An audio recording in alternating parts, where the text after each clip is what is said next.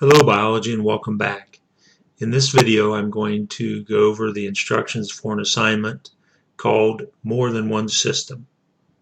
This assignment is a warm-up assignment as we enter into Chapter 18 regarding classification, and more specifically Section 1 of Chapter 18, which is titled The Importance of Classification. So with that, let's get started. The resources that you will need are pretty straightforward and normal for us. A piece of paper, a pencil or a pen to write with, and this video. With these resources you will be able to complete what we have to do here. Go ahead and take a moment, pause the video and and get a piece of paper out and a pencil, because we are going to begin using it right away.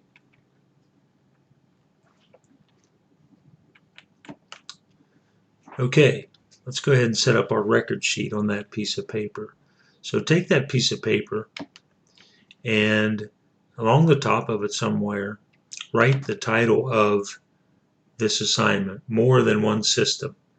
This will identify it and document so that when you turn it in I'll know what the assignment is. And then underneath of that, please write your given name. Please don't write Y-O-U-R-N-A-M-E, but rather write your given name. If it is Mr. Wells, then write Mr. Wells. If it is not, then write whatever your name is. So take a moment, pause the video, and fill that in.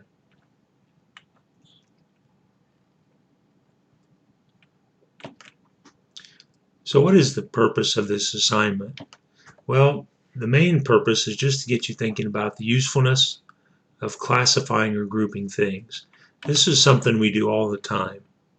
And as I thought about this myself, a variety of questions came to mind. So I just purpose-wise want you to think about the usefulness of grouping things. Is it always the same for a set of things? So for the students in the classroom, would we always group the same? And if not, what determines why we use a particular system? Whatever it may be. It could be marbles. What determines how we group marbles? Or pennies? Would it always be the same? Why would it be different? And then just an interesting one that came to mind is, what would life be like if we stopped classifying stuff? I wonder if that would be good or bad, what the pros and cons would be, and in the end if we would start classifying things just because we couldn't deal with it. I don't know, something to think about. General application. So here is the first task, if you will, for this piece of paper. On your piece of paper, please write these two questions. Why classify or group stuff? And how does classifying or grouping stuff help me or us? So please take a moment, pause the video if need be, and write those two questions down.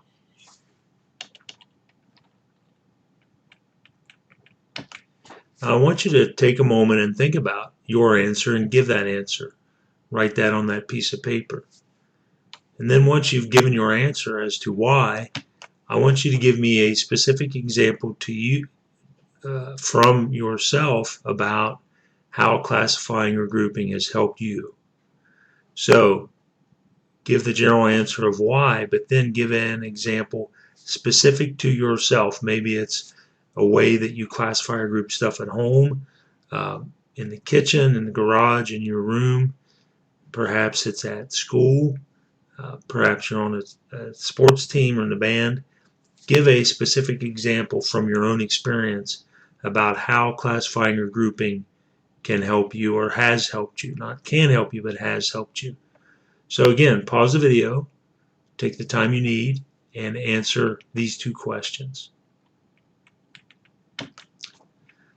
As we prepare to launch into this task specifically, I just want to share this little snippet from the textbook about to help set up why we classify in biology. And in the textbook it says this under why it matters. More than 1 million species on Earth have been given scientific names, but many more species exist that have not been identified. So the biology textbook gives us as kind of background material for getting started in classification. So it's a lot of known species, and there are a lot of unknown species as well. And as new species are found, this naming process involves classifying and grouping. So just a little bit of specific information for biology. So what is the objective? You are going to create 2 classification or grouping systems for the 12 organisms represented on the picture slide. Here's a little thumbnail of the picture slide, and we are going to describe in a little bit more detail about how you're going to go about creating the 2 classification systems. But before we leave this slide, let me just point out that we are using classification already, just in the word organisms. So again, classification is something that we just do all the time and don't even think about it. The procedure in words is covered on this slide. First, you're going to look at the slides showing the 12 organisms, and I have a full page slide coming up with these. Secondly, you're going to create 2 systems for classifying or grouping them. Third, you're going to document your 2 systems, including the basis for the system, the groups and organisms under each system, and then you're going to explain how each system helps you or us. And then the fourth thing, again on that record sheet, is to answer or discuss this question. 2-part question. A, predict how understandable your systems are. In other words, what that means is, would another person place the organisms in the same groups as you under each system? And then B, explain why you think so. So let's look at this procedure in a little bit more detail on the following slides. First, here is the picture slide of the organisms. You'll see there are 12 of them. And what I recommend you do at this point is pause the video and cut out a small piece of paper for each organism. 1 sheet of paper, you could have 12 squares easily, and write the description of each organism on a slip of paper. So on one slip of paper you will have the word duck. On another one you will have panda.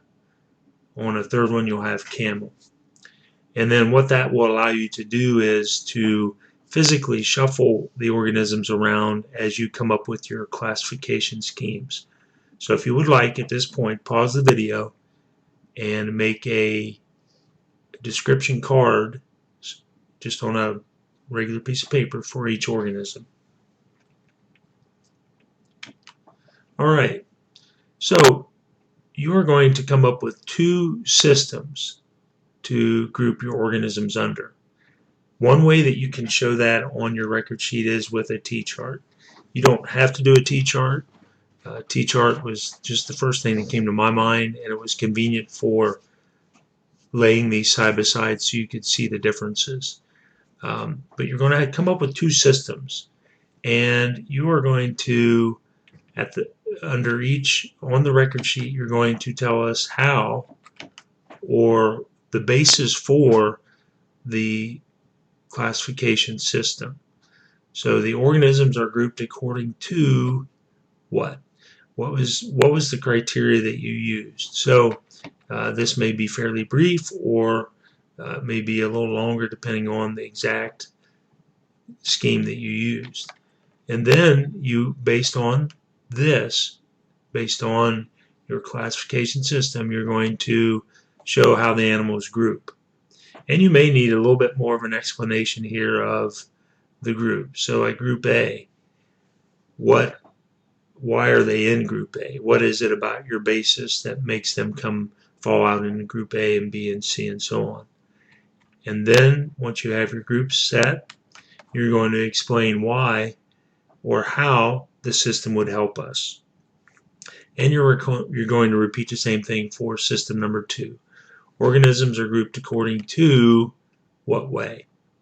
But this time the number of groups you have may be different, and the way that your organisms are placed in those groups will be different as well. And again, the last thing you want to say for the system is, how would that help us? So a T-chart option is fine.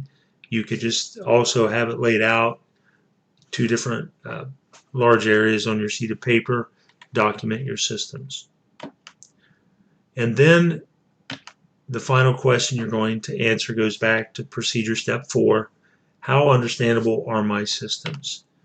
So if you gave me a description of your system without your animal groupings, your organism groupings, would I come up with the same groupings as you did? Would I put the 12 organisms under the same groups under the system? That's the question here. So do you think I would or wouldn't? How much would we agree? How close would we agree? And then explain why you think that. Why would your system lead someone else to the same groupings or not? If you think it wouldn't, then explain that. Why wouldn't? So if you give me your system without the animals filled in, and I filled the animals in, and you feel like we wouldn't come up with the same answer, why is that? All right, that is it for the description of this assignment. Please remember that we have a daily phone call beginning at 1:15 p.m. A Google Meet. It's a video conference actually. Please see the Google Classroom for the link for that. And as always, feel free to email me. Thank you, and I'll be seeing you soon.